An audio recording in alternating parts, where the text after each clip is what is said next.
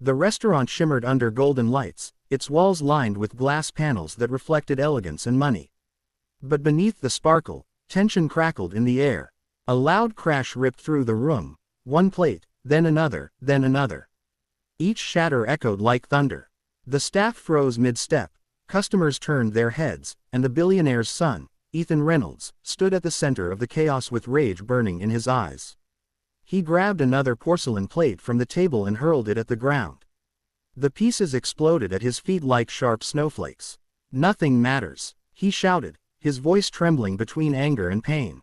The restaurant manager, a nervous man in a tight suit, rushed forward, hands raised. "Mr. Reynolds, please, people are watching."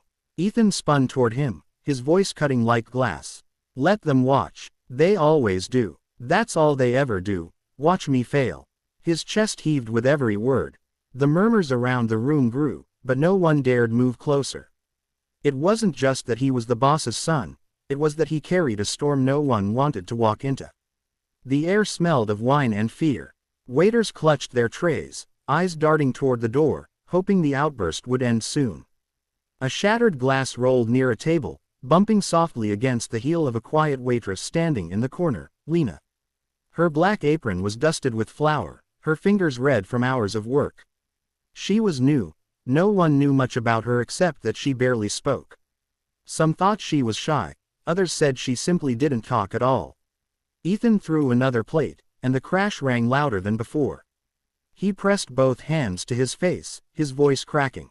"She's gone, and I'm still here," he whispered, barely audible but full of grief. No one understood what he meant. The staff exchanged anxious glances but stayed frozen, too afraid to interfere. Lena didn't move at first. She just watched. Her eyes weren't filled with fear like the others, they held something softer, something human. Slowly, she placed her tray on the counter and stepped forward. Her shoes crunched lightly over shards of glass. The sound made Ethan look up. His eyes, red from sleepless nights, locked on her. "What?" he barked. "You want to stare too?" She didn't answer. She didn't even flinch. Instead, she knelt down and began gathering the broken pieces one by one, her hands steady, careful not to cut herself. Ethan blinked, caught off guard. "Stop that, you'll hurt yourself," he snapped, his anger slipping into confusion.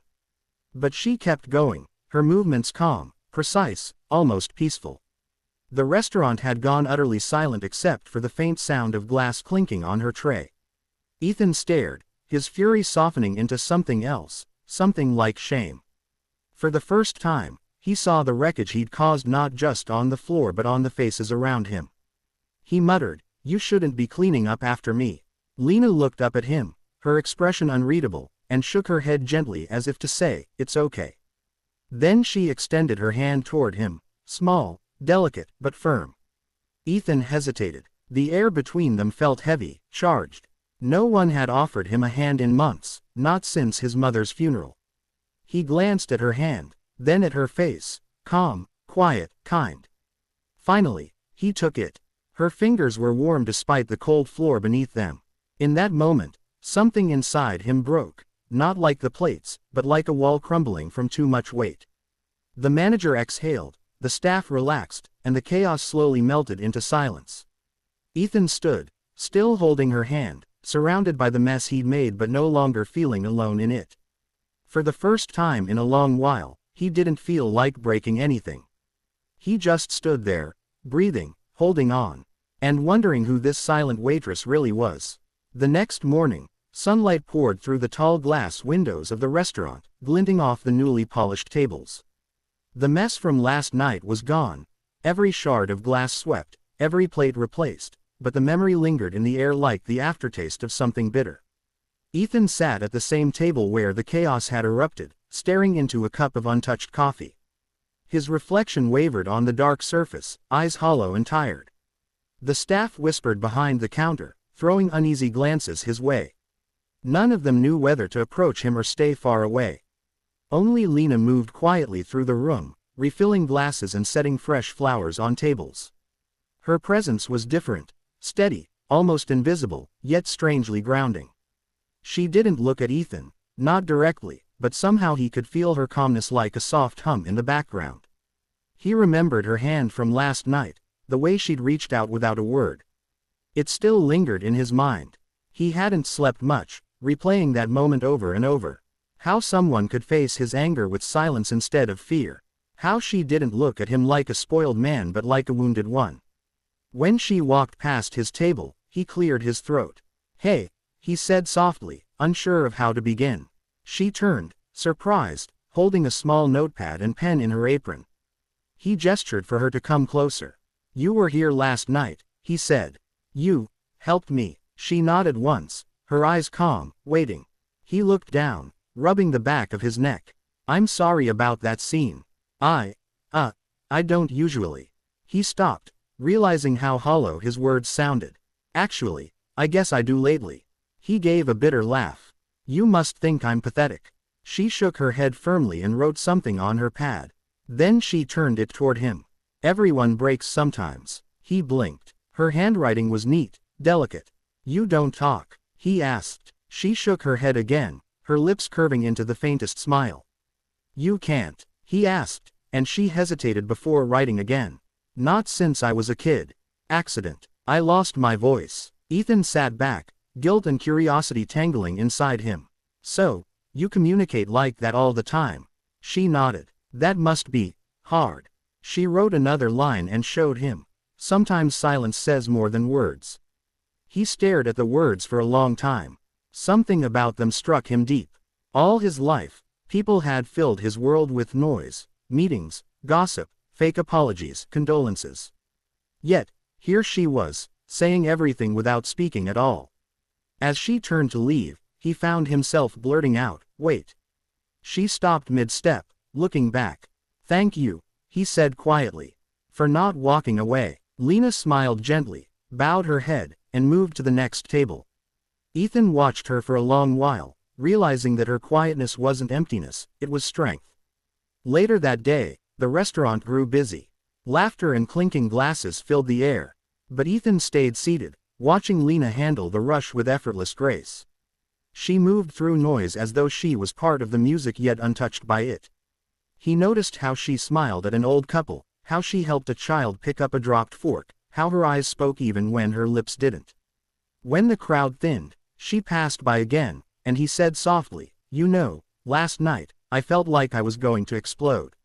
But when you came near me, it was like everything just stopped." She paused, looking at him curiously.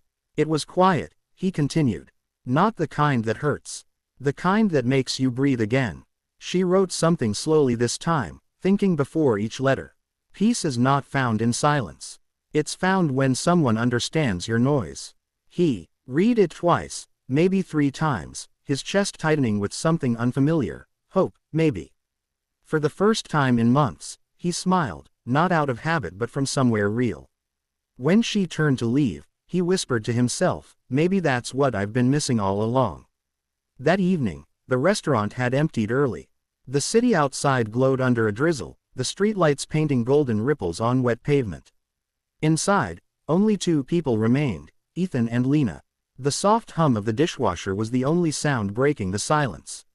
Ethan sat at the same table again, this time without a suit jacket, sleeves rolled up, eyes fixed on the faint reflections in the window. He wasn't here as a billionaire's son tonight. He was just a man trying to make sense of his broken pieces.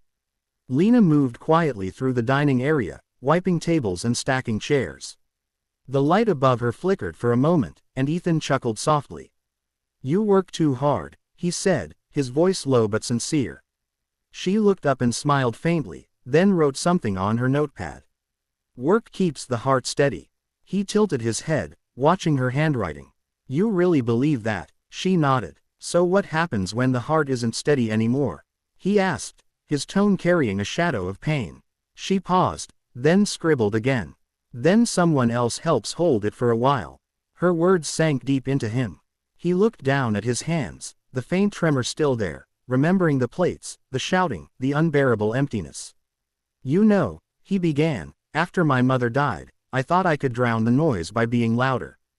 Parties, fights, anything to stop thinking. But it never worked. It just made me hate myself more."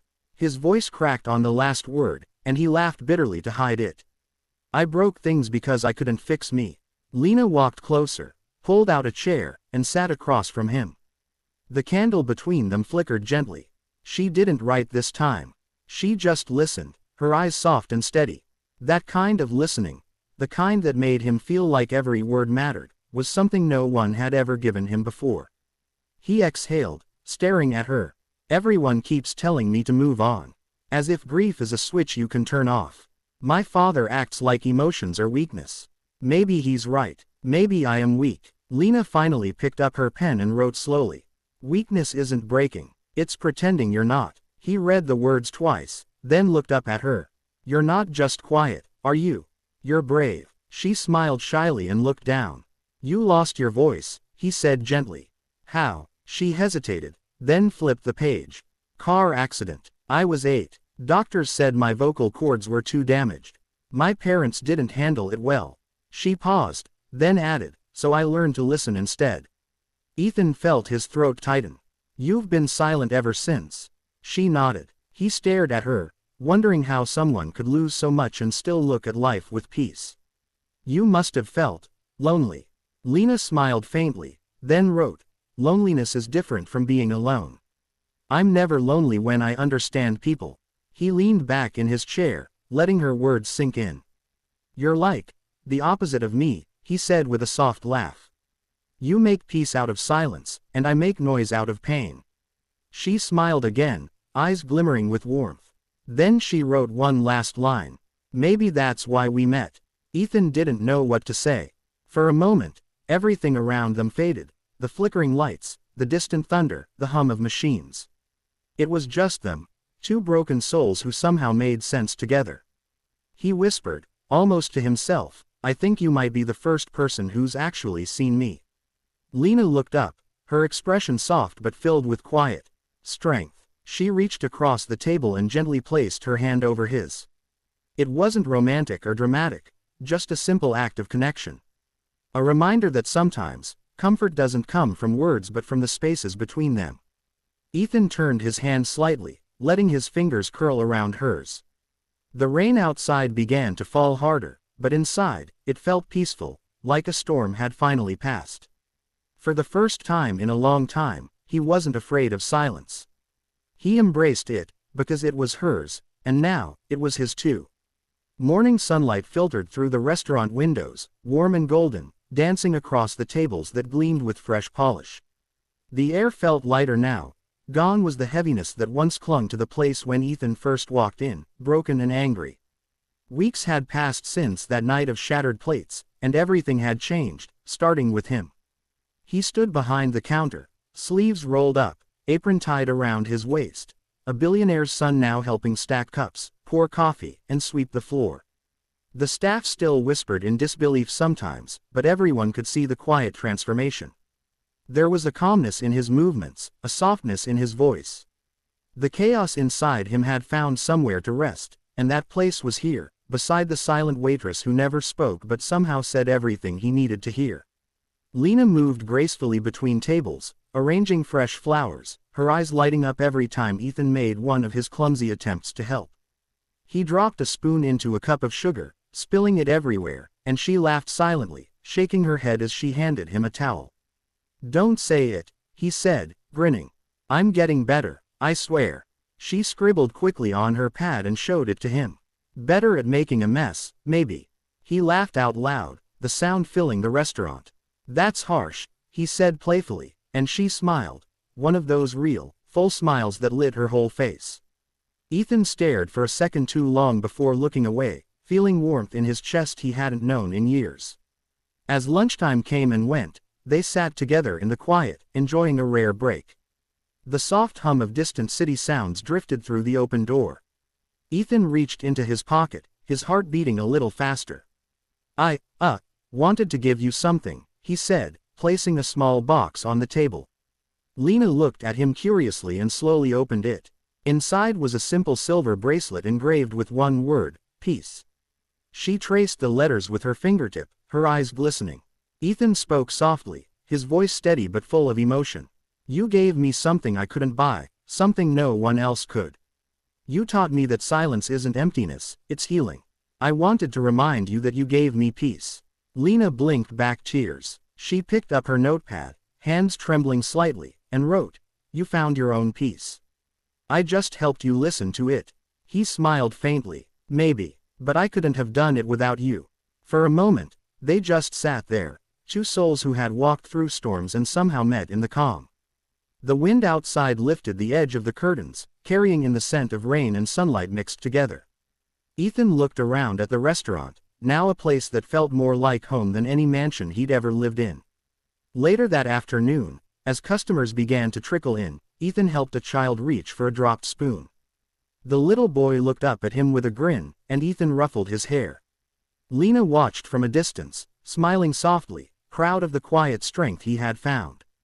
The boy's mother thanked him, and Ethan replied warmly, his confidence effortless now. He had become someone different, not by wealth, but by grace. When the last customer left that evening, Lena began closing up. Ethan turned the sign on the door to closed and joined her, wiping the tables in silence. When they finished, he walked her to the door. The city was alive outside, honking cars, laughter, and the faint rhythm of distant music. But between them, everything felt still. Lena looked up at him, the streetlight casting a soft glow on her face. She wrote one last thing on her pad and handed it to him. "You just needed someone to hold your hand until you could stand again." Ethan read the words slowly, then looked at her with gratitude that words couldn't capture. "You did more than that," he said quietly.